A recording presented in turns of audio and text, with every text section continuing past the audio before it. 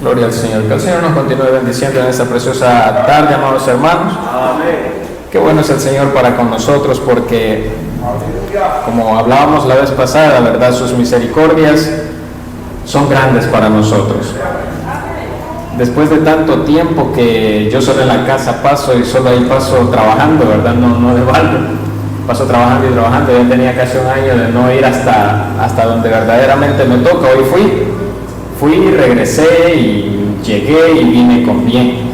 Así que esos son las misericordias del Señor, llevándonos, trayéndonos con bien, tantos accidentes, tantas cosas. Nomás yo llegaba por allá, veía un video de un soldado que habían atropellado en la calle, y yo digo, el Señor nos guarda de tantas cosas a nosotros. Así que en esta hora, hermanos, vamos a meditar un momentito en la palabra del Señor, no va a ser mucho tiempo, y yo les pido que si usted se puede poner de pie, se ponga de pie, y abra su Biblia en el Salmo capítulo 105, vamos a leer los versículos del 37 al 45.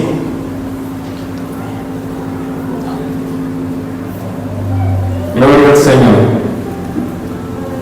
Salmo capítulo 105, versículos 37 al 45. Cuando lo tenga, me confirma con un amén. Gloria al Señor. Salmo 105 del 37 al 45 dice de la siguiente manera, honrando al Padre, al Hijo y al Espíritu Santo.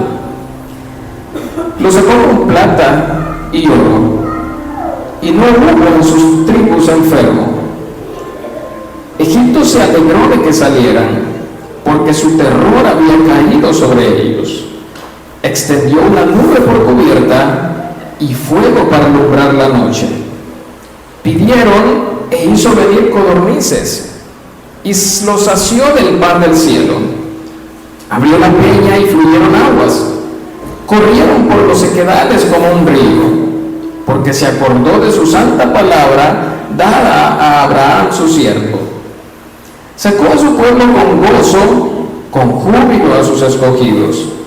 Les dio las tierras de las naciones, y las labores de los pueblos heredaron, para que guardasen sus estatutos y cumpliesen sus leyes. Aleluya. Gloria al Señor. Un día un joven leyó esta porción aquí para empezar un culto, el Salmo capítulo 105, y mientras yo lo leía, porque nosotros es lo que tenemos que hacer, ¿verdad? La lectura inicial no solamente la tenemos que, por decirlo así, pasar por alto, sino que hay que tratar de ponerle atención a la palabra del Señor. Y mientras leíamos, yo ponía atención a todo esto, y ahí están las bondades y misericordias que Jehová hizo con su pueblo Israel. Incluso el Salmo dice, maravillas de Jehová a favor de Israel, ese es el tema. Y seguía en el Salmo 106, otro salmo muy largo, que dice la rebeldía de Israel. Y por el contrario, cuando un salmo habla de las maravillas y todos los prodigios que Dios hacía por su pueblo Israel, en el otro habla de cómo Israel fue malo y rebelde y cómo él se rebelaba una y otra vez delante de la presencia del Señor. Pero al final, Dios siempre con su misericordia lo rescataba una y otra vez. Y me gustó, porque esta palabra, aunque son hechos pasados, la misma palabra nos dice de que para nuestra enseñanza están todas estas cosas a este tiempo. Yo quiero que meditemos en este momento en un pequeño tema que se titula Cuando Dios pelea por sus hijos. Cuando Dios pelea por sus hijos. Nosotros como padres, y los que no lo son algún día seguramente lo van a hacer, primeramente Dios, nosotros lo que más deseamos, lo que más queremos, es lo mejor para nuestros hijos. Y la misma palabra nos enseña, la Biblia todo lo tiene. Dice, ¿quién de vosotros, dice, si su hijo le pidiere un pan, le dará una serpiente? O si le pidiere tal cosa, dice, le dará tal otra.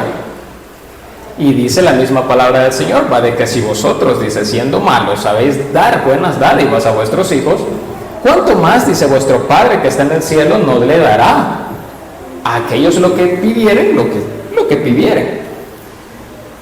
Cuando Dios pelea por sus hijos, dice de que algo que es bien importante y algo que nosotros tenemos que tener bien en mente de lo que es el Señor, de lo que es Dios para nosotros, es que para Él no hay nada imposible.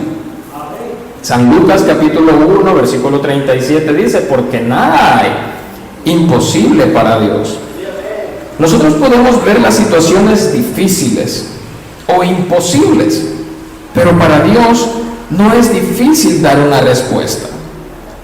¿Qué pasaba con el pueblo de Israel en su primer cautiverio, que fue en la tierra de Egipto?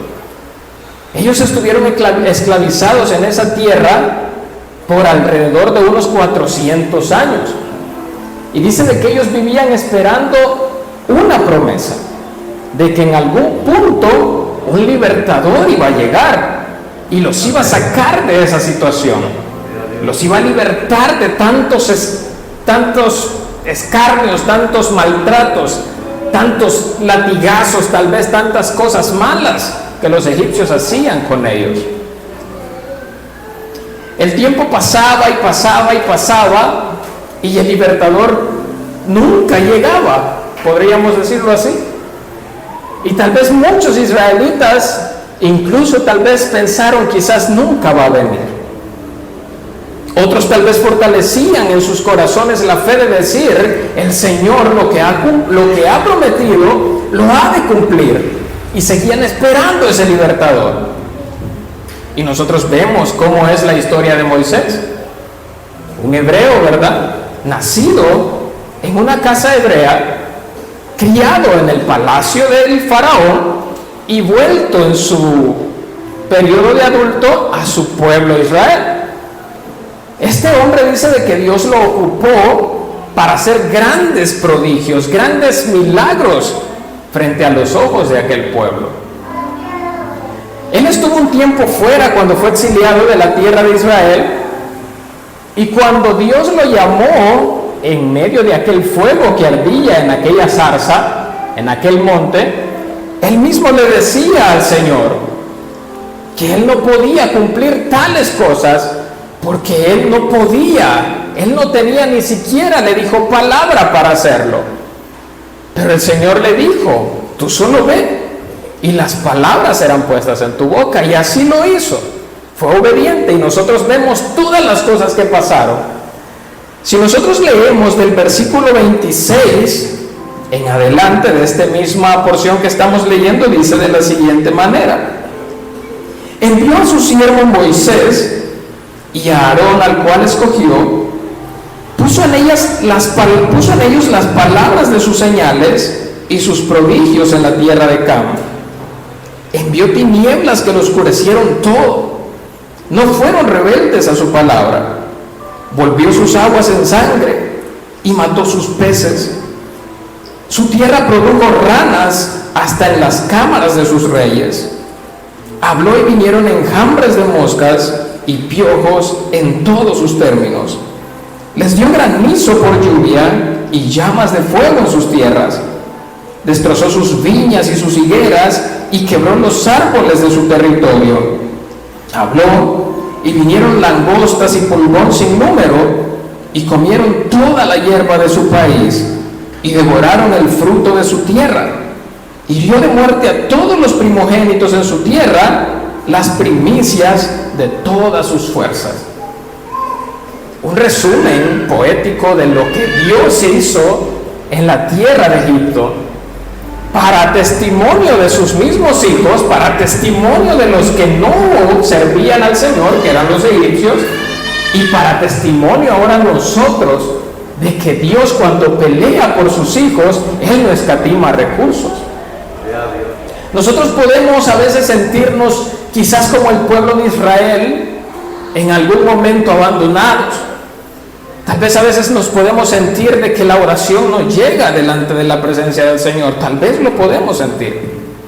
Tal vez podemos sentir de que solamente estamos perdiendo el tiempo. Podemos llegar a sentir tantas cosas negativas en nuestro corazón, pero eso no significa que Dios le haya olvidado a usted. Eso no significa que Dios me haya olvidado a mí.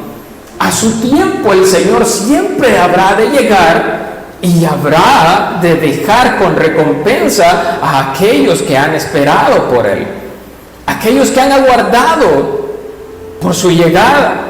¿Qué hubiera pasado si el pueblo de Israel hubiera desfallecido y hubiera dicho: el Salvador ya no va a venir, mejor quedémonos aquí? Somos esclavos, sí, pero tenemos comida, y de hecho lo dijeron más adelante, ¿verdad? Tenemos donde dormir, ellos nos maltratan, pero no hay nadie más que nos quiera hacer daño, y si guerra viene, el ejército del faraón se va a encargar de ellos. No, ¿verdad? El pueblo de Israel no dijo nunca tales palabras, sino que ellos permanecieron creyendo que la salvación de Jehová un día iba a llegar a sus vidas. Y es lo que nosotros tenemos que hacer también en medio de tanta prueba, en medio de tanta dificultad, en medio de tantas situaciones que ahora en día están golpeando a la humanidad entera. Nosotros no tenemos que pensar que Dios nos ha abandonado, nosotros no tenemos que pensar que Dios ya no está para nosotros, no tenemos que pensar en las cosas que nuestros ojos ven, aunque tal vez esas cosas que nuestros ojos ven son de aflicción, son de prueba, son de dificultad, pero nosotros tenemos que ver más allá, que hay un Dios poderoso, que en una u otra situación Él se va a glorificar en mi vida, Él se va a glorificar en mi familia, Él se va a glorificar en usted, en su familia. Cualquier problema, dificultad, ya sea un desánimo en su corazón, ya sea un problema tal vez en su casa, en su hogar, con su familia, sea lo que sea, usted póngale solamente el nombre y Dios tiene una respuesta para ello. Dios nunca va a dejar sin respuesta la fe, la esperanza que sus hijos tienen en Él. Cuando Dios pelea por sus hijos, Él no escatima recursos. Recordemos que nada hay imposible para Él. Recordemos que para Él nosotros a veces medimos nuestras capacidades por el dinero que tenemos. Incluso hay un dicho que ciertas personas dicen que uno tanto tiene, así uno tanto vale. Para el Señor eso es lo lindo, lo hermoso. Nosotros podemos no tener nada en esta tierra. Imagínense a Lázaro. Yo ahora que venía del trabajo venía oyendo un mensaje y decía el pastor, ¿verdad?, que estaba predicando este mensaje, tocó un poquito el tema de Lázaro y dijo: hay muchas personas que toman esto como una parábola. Dice: la historia de Lázaro no es una parábola, es una historia real. Él tiene un nombre y tiene una época. No, la Biblia no especifica bien los años y todo, pero que sucedió, de cierto sucedió. Pero ¿qué pasaba con Lázaro? Dice de que él era un pobre, prácticamente nosotros ahora lo podemos decir como una persona sin hogar, un vagabundo, por decirlo así. Una persona que no tenía dónde posar, una persona que tenía su cuerpo incluso llena de llagas. Dice que aún los perros llegaban, se le acercaban y le lamían esas llagas, dice la palabra. Y había un rico también, que él se daba banquetes en esta tierra, pero llegó un día en que los dos murieron y cada uno fue a su lugar. ¿Y qué pasó con Lázaro? Dice de que Lázaro fue al seno de Abraham, dice, y aquel rico dice de que suplicaba porque alguien, dice, llegara y fuera y llevara el mensaje para sus hermanos que estaban en la tierra. Ciertamente Lázaro no tenía nada en este mundo, pero al dejar este mundo llegó y lo obtuvo todo. Y un día, si nosotros también somos fieles al Señor, muy seguramente lo conoceremos. Y no solo a Él, sino a todos aquellos que ya nos precedieron. Y tal vez nosotros vivimos al día, tal vez nosotros no tenemos grandes riquezas, no tenemos grandes cantidades de dinero, no podemos jactarnos de nuestras pertenencias porque no tenemos nada. Pero a Dios eso no le interesa, sino que a Dios lo que le interesa es que nosotros confiemos y esperemos en Él. Y como dice su palabra, en lo que leíamos en el 45, que guarden, dice, sus estatutos y que cumplan su ley.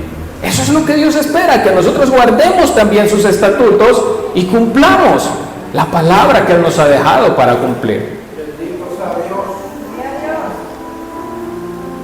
Dice de que los sacó con oro y plata, y dice de que la misma palabra nos testifica de que Dios mismo los llenó de gracia, y ellos pidieron todo cuanto quisieron, dice, a quienes los rodeaban, y nadie les negó nada.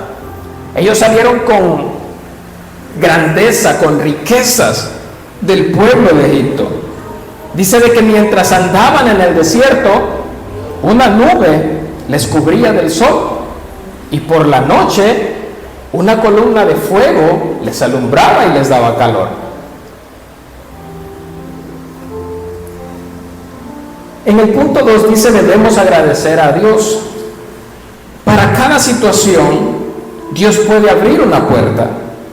Él puede crear caminos donde nosotros no vemos ninguno. Yo ya he dicho en otras ocasiones que Dios comienza donde el hombre termina. El hombre tiene limitaciones, y muchas veces hemos escuchado testimonios de personas desahuciadas. Mi hermana Sandra, ¿verdad?, testificaba el martes acerca de su hijo, de lo que un doctor decía, y ahora nuestros ojos son testigos de que lo que ese doctor dijo no se cumplió, sino que hasta donde la ciencia llega, ellos hasta ahí llegan, pero Dios ahí empieza y va más allá. Hablando de los milagros que nosotros podemos ver, dijeron que iba a ser un niño vegetal, pero nosotros vemos a ese joven ahora acá.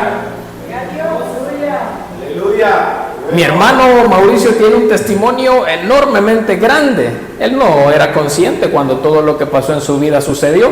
Lastimosamente ahora no está acá, pero es un milagro de Dios. Igualmente mi vida, y yo sé que usted tiene muchas cosas. El pueblo de Israel también dice de que llegó a un punto donde ellos tal vez, y lo hicieron, pensaron que haberse quedado en Egipto